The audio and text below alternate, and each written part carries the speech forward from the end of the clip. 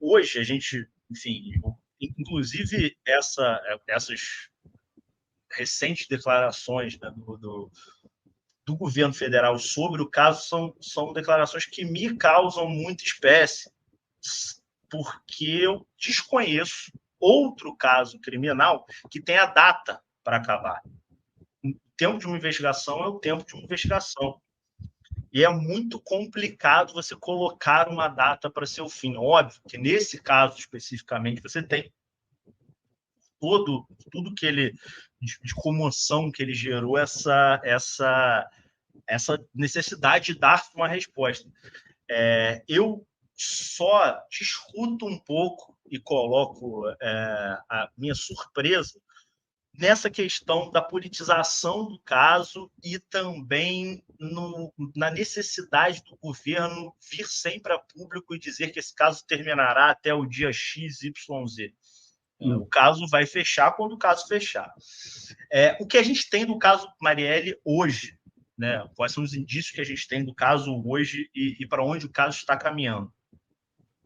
Hoje a gente tem um executor, tem dois executores, né? O atirador, o motorista, Rony Lessa e Elcio Queiroz, e, enfim, no meu livro, O Miliciano, esse só existe por conta da pesquisa que eu fiz especificamente sobre o Rony Lessa, que é um personagem sobre o qual eu já fiz diversas matérias, que eu trabalho com esse personagem há muitos anos, porque eu acredito que esses personagens tenham uma importância para explicar um pouco como funciona o Rio de Janeiro muito grande. É um cara que era um policial violento dentro da corporação, nunca foi, de fato, investigado e punido pelos crimes que ele cometeu dentro da corporação, muito pelo contrário, ele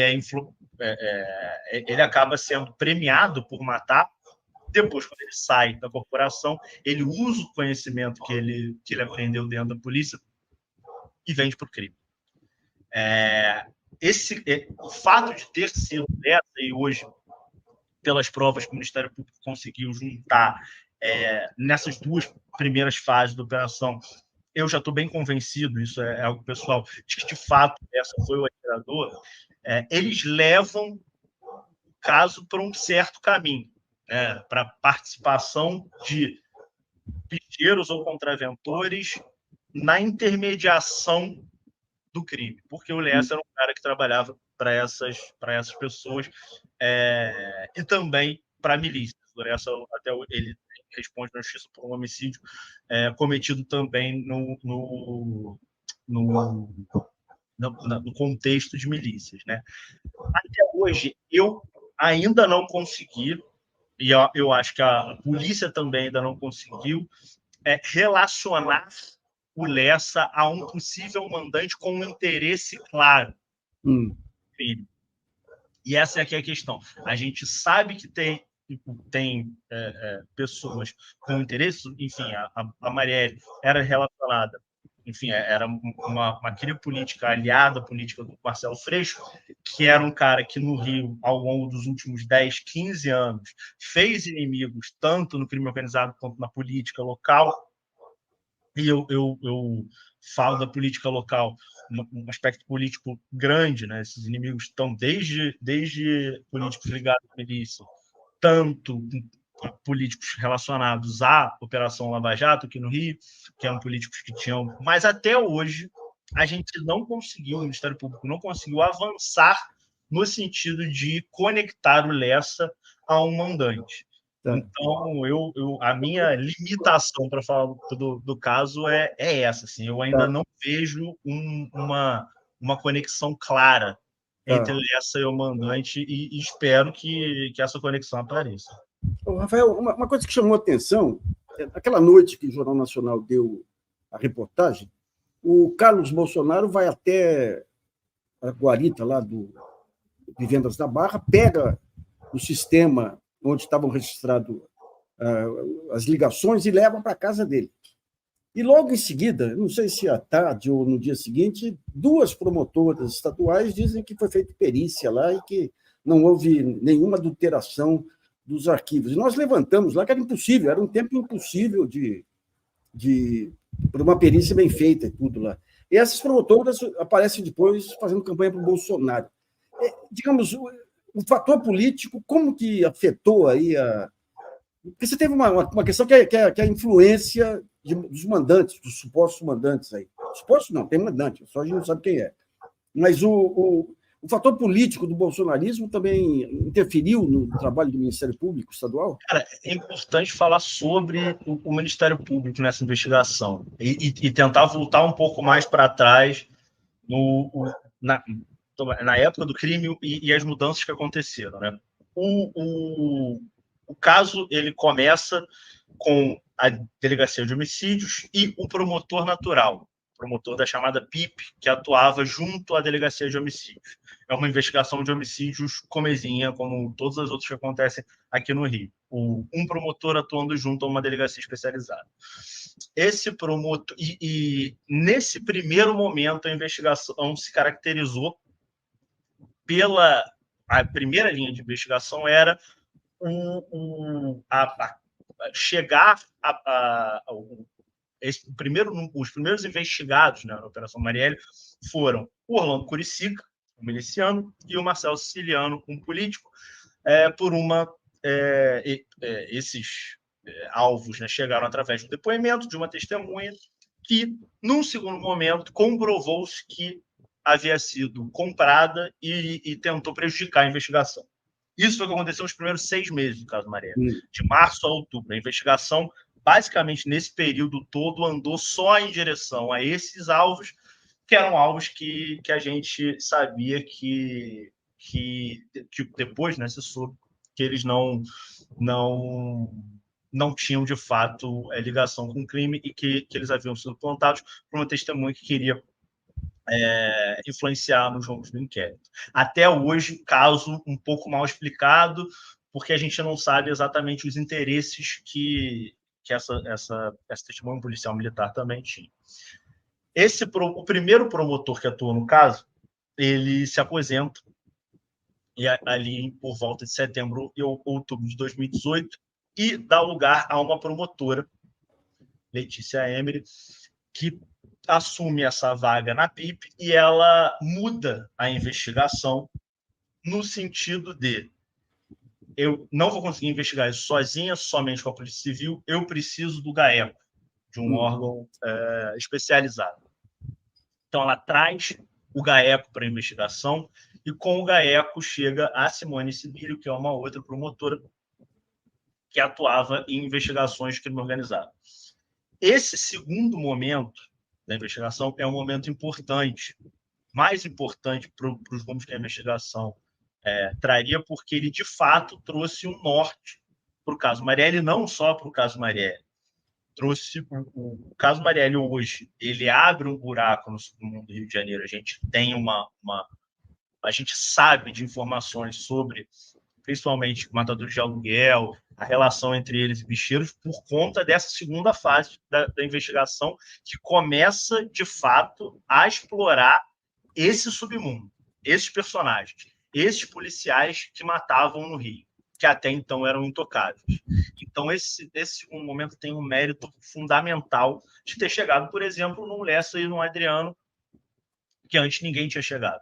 Nos últimos 20 anos, no Rio de Janeiro, enfim, eu conheço bem como funciona aqui, as investigações policiais, de fato, não chegavam a eles por motivos diversos, que vão de corrupção, hoje está mais comprovado, a ineficiência do sistema de justiça criminal. Chegou-se...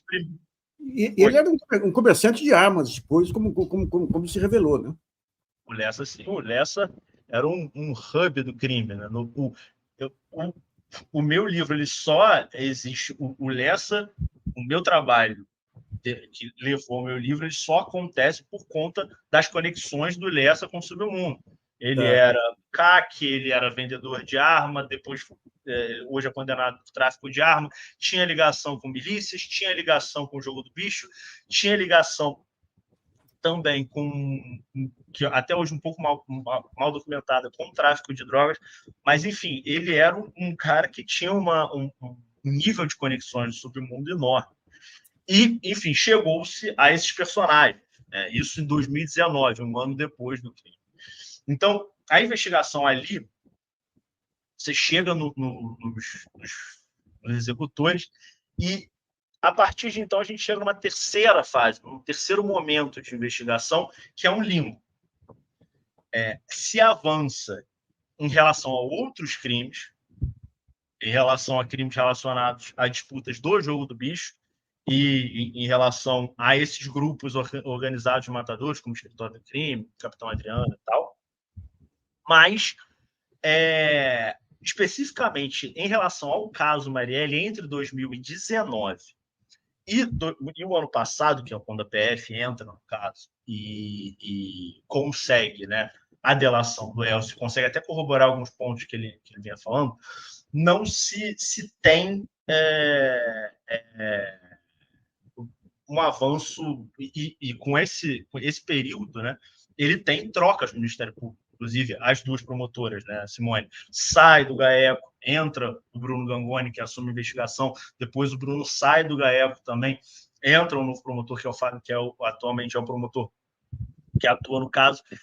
O que eu posso te dizer, e aí é um depoimento pessoal meu, é que o trabalho da Simone e da Letícia nesse caso, no caso Marielle, é um baita trabalho.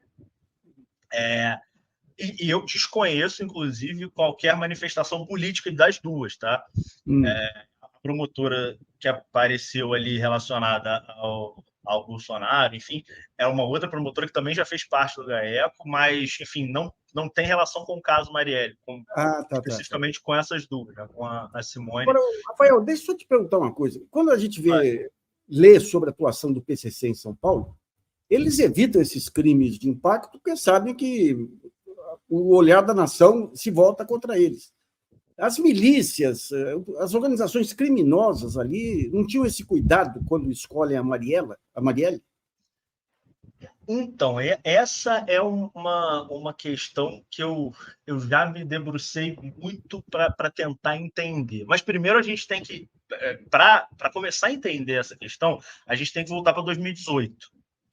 E o mundo que a gente vivia em 2018, em março de 2018, é diferente, principalmente no dia 14 de março de 2018, é diferente do mundo que a gente passou a viver no dia 15 de março de 2018. O Rio é um estado em que, de 2008 a 2018, mataram-se políticos anualmente. Na Baixada Fluminense, isso é um expediente comum, da milícia, inclusive. Inclusive, nos anos de expansão da milícia, isso também está documentado no último capítulo do meu livro, né, quando a antiga Liga da Justiça, entre 2014 e 2015, começa a virar praticamente uma holding e passa a ter franquias na Baixada Fluminense, o que acontece são embates políticos com políticos locais que acabam sendo mortos, acabam sendo assassinados, e isso acontecia todos os anos. A gente tem a eleição de 2016 aqui no Rio, é uma eleição muito traumática, inclusive nesse sentido, né, de políticos mortos. Então, a Marielle, especificamente ali, antes do 14 de março, né, de 2018, eu não vejo ela como uma política diferente dos outros em relevância. O tamanho que ela teve, que aconteceu com o caso depois, eu acho que quem contratou e principalmente os executores, não faziam ideia do que ia acontecer. O Lessa, se soubesse do que ia acontecer, muito provavelmente cobraria muito mais caro do que ele supostamente cobrou.